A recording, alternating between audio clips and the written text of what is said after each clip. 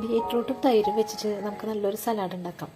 അപ്പോൾ അതിന് തൈര്, ഒരു കഷ്ണം കുക്കുംബർ, ഒരു ബീറ്റ്റൂട്ട്, ഒരു സവാള, പച്ചമുളക്, മല്ലിയില നമുക്ക് തയ്യാറാക്കാം. സവാള നീളത്തിലരിഞ്ഞു, ബീറ്റ്റൂട്ട് ഗ്രേറ്റ് ചെയ്തെടുത്തു, കുക്കുംബർ ചെറിയ കഷ്ണങ്ങളാക്കി അരിഞ്ഞു, പച്ചമുളക് അരിഞ്ഞു, മല്ലിയില അരിഞ്ഞു, പിന്നെ ഉപ്പും തൈരും എല്ലാം കൂടി നന്നായിട്ട് മിക്സ് ചെയ്യാം. ഇതിപ്പോൾ ഗ്രേറ്റ് ചെയ്ത ബീറ്റ്റൂട്ട് ഇട്ടു, പിന്നെ കുക്കുംബർ, ഇതിപ്പോൾ എല്ലാം കൂടി മിക്സ് ചെയ്താൽ മതി പാത്രത്തിലിട്ടിട്ടേ. ഇത്രയേ ഉള്ളൂ. പച്ചമുളക് ഞാൻ കാന്താരി മുളകാട്ടാണ് എടുത്തേക്കുന്നത്. നിങ്ങളുടെ കയ്യിൽ കാന്താരി ഉണ്ടെങ്കിൽ നാടൻ മുളകൊക്കെ ഉണ്ടെങ്കിൽ അത് ഇടാൻ ശ്രമിക്കാം. പിന്നെ സവാള അരിഞ്ഞത്, സവാള നീളത്തിലരിയണം എന്നാലും ടേസ്റ്റ് ഉണ്ടാവും. പിന്നെ കുക്കുംബർ ആയാലും ഗ്രേറ്റ് ചെയ്ത് ഇടാനേ പാടില്ല, അപ്പോൾ ടേസ്റ്റ് ഉണ്ടാവില്ല. ബീറ്റ്റൂട്ട് മാത്രം ഗ്രേറ്റ് ചെയ്തിടാം, ബാക്കിയൊക്കെ ഇതേപോലെ അരിഞ്ഞിടാം. അതെല്ലാം നമ്മൾ മിക്സ് ചെയ്ത്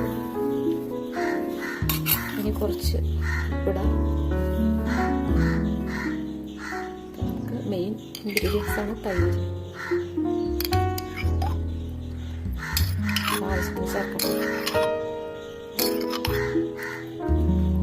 ഒരുപാട് തൈരൊന്നും വേണ്ട, അങ്ങനെ കുഴഞ്ഞ പരിവാകണം.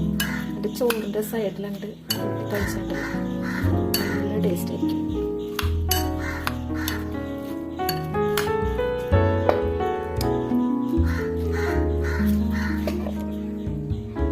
ബീറ്റ്റൂട്ട് തൈര് റെഡി ആയിട്ടുണ്ട്. ഇത്രയും പാടുള്ളൂ കേട്ടോ, തൈര് കൂടാൻ പാടില്ല. തൈര് കൂടി കഴിഞ്ഞാൽ ഒരു ടേസ്റ്റ് ഉണ്ടാവില്ല. എല്ലാം കൂടി മിക്സ് ആവാനുള്ള തൈര് മാത്രം മതി.